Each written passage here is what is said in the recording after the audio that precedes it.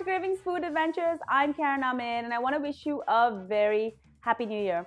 I recently purchased an Instant Pot.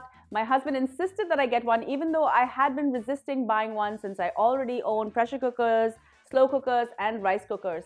But I bought one and I've been posting the last couple of days on my social media channels, and a lot of you have been telling me about posting a video about what I like and what I don't like about the Instant Pot. So that is going to come soon, as well as all of the recipes that I'm going to develop with the Instant Pot features in mind. Today, I'm going to be making a delicious Mexican chili. I'm going to be using the Instant Pot just not for all of its features, but also for the fact that it can actually defrost meat. I happen to make this out of meat that I had in the freezer and it worked really well. Before I go any further with this recipe, do make sure you subscribe to my channel and ring the bell so that you're notified every time I upload a new video.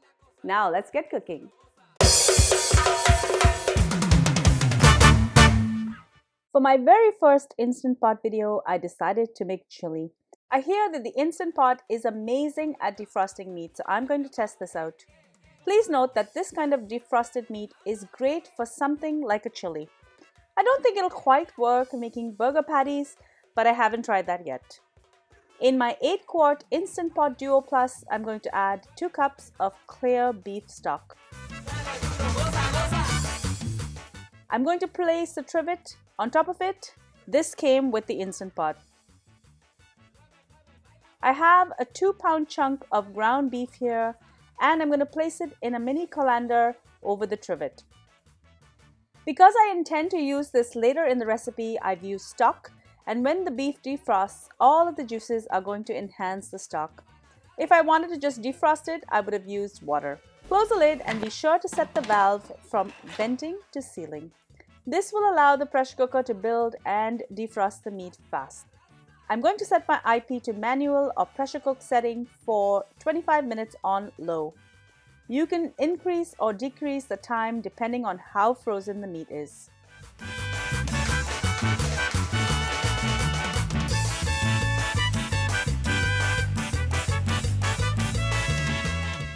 I'm kind of an impatient person, so once it's done, I'm just going to do a quick release by flipping the valve from sealing to venting.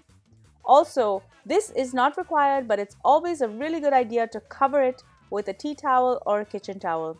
For one, it reduces the sound, but it can also save your kitchen cabinets, or in my case, my camera, from getting blasted with a barrage of angry steam.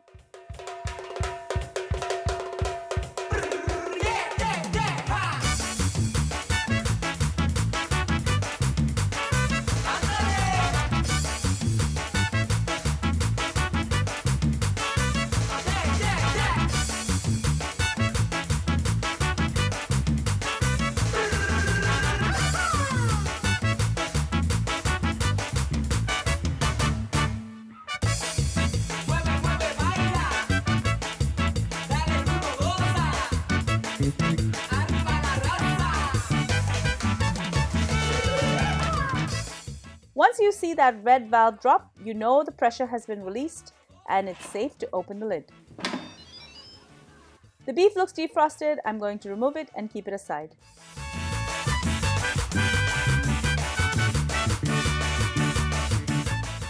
The stock looks delicious and enhanced. I'm just going to save this for later.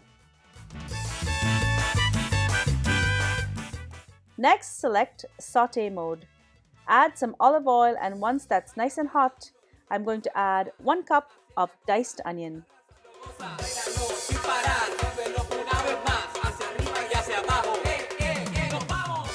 I'm going to follow that with 3 tablespoons of minced garlic,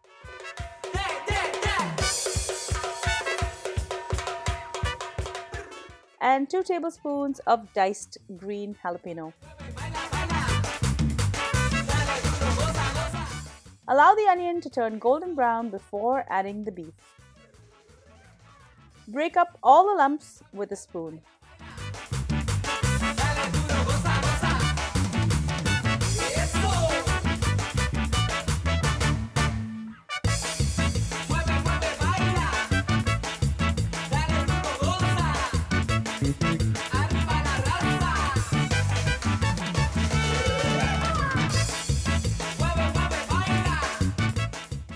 Once the meat has browned off, I'm going to add some serious flavorings.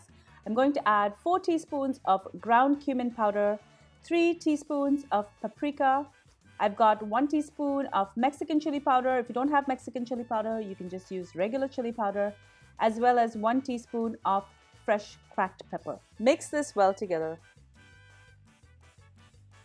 I'm also going to add 1.5 cups of diced red pepper, followed by 1.5 cups of diced green pepper.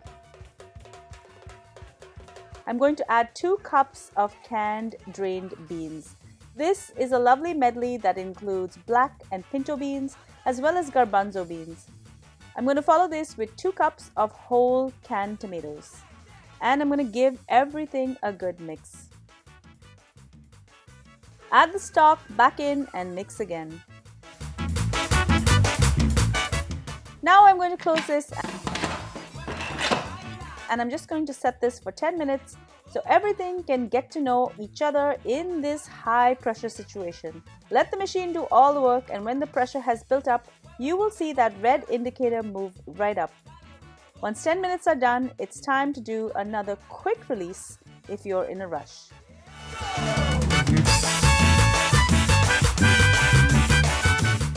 Once the red valve drops, we are ready to open the Instant Pot, and let's see what we got.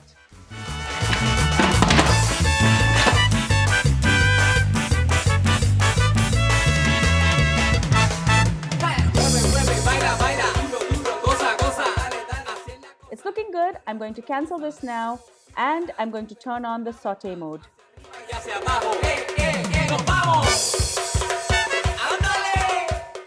I'm going to add 2 teaspoons of rich tomato paste. This is going to give the chili a lovely color. And 1 cup of corn kernels.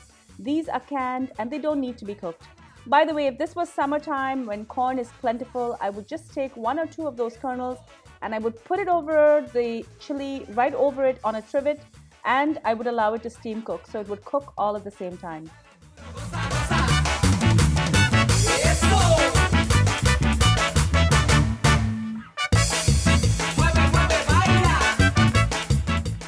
Finally, I'm going to add 1 cup of fresh coriander or cilantro, and this is ready to serve. This is a great dish for a potluck. You can double, triple, or quadruple the recipe. Take your Instant Pot with you, throw in the corn and cilantro, and everyone will love this chili fresh and piping hot. Enjoy!